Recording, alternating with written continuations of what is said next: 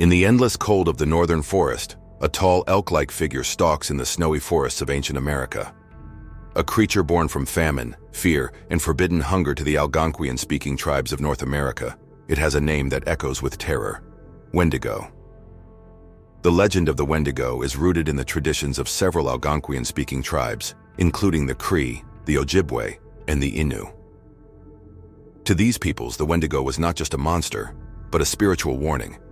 They believed that when a person resorted to cannibalism, especially during times of famine, their soul will become corrupted. The body would be transformed, stretching into a gaunt skeletal figure with glowing eyes, a horned head, and lips chewed away in its own endless hunger. Some tribes describe the Wendigo as a giant, towering over humans, its heart frozen, solid, like ice.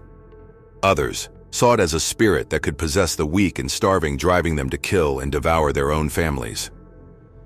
At its core, the Wendigo was the embodiment of the spirit of greed, selfish excess, and taboo, a lesson that hunger and selfishness could strip away humanity, leaving the hungry monster behind. When European settlers arrived in North America, they heard whispers of the Wendigo and the winters. In the 17th and 18th centuries, Jesuit missionaries recorded accounts of cannibal spirits among the Algonquin tribes. By the 1800s, frontier newspapers occasionally mentioned alleged encounters in the frozen wastes. One of the most infamous cases was when Swift Runny, a Cree man from the late 1800s during a harsh winter in Alberta, killed and ate his entire family. Swift Runner claimed he had been possessed by the Wendigo spirit. He was eventually tried and executed, but his story became one of the most chilling real-life examples of the legend made flesh.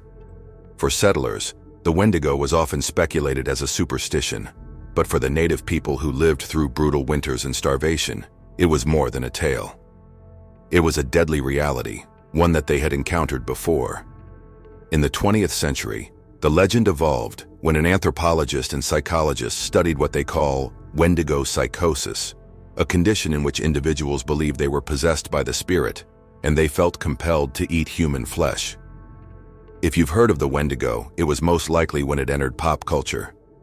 It appears in Stephen King's Pet Sematary, and in Marvel Comics as the Whiteford Beast, and in horror films like Ravenous 1999 and Antlers in 2021, even TV shows such as Supernatural and Hannibal.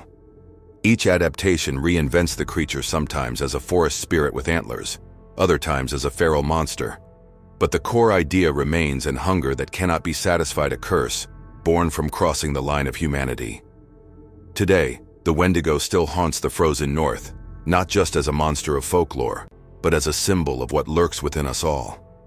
It represents unchecked greed, the fear of famine, and the darkness that starvation can awaken.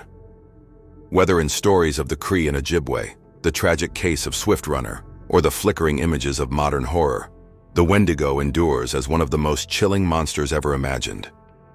Because the horror of the Wendigo is not just out there waiting in the woods. It is in us as whisper that asks the question, what would you do to survive? And what would you become when the hunger takes over?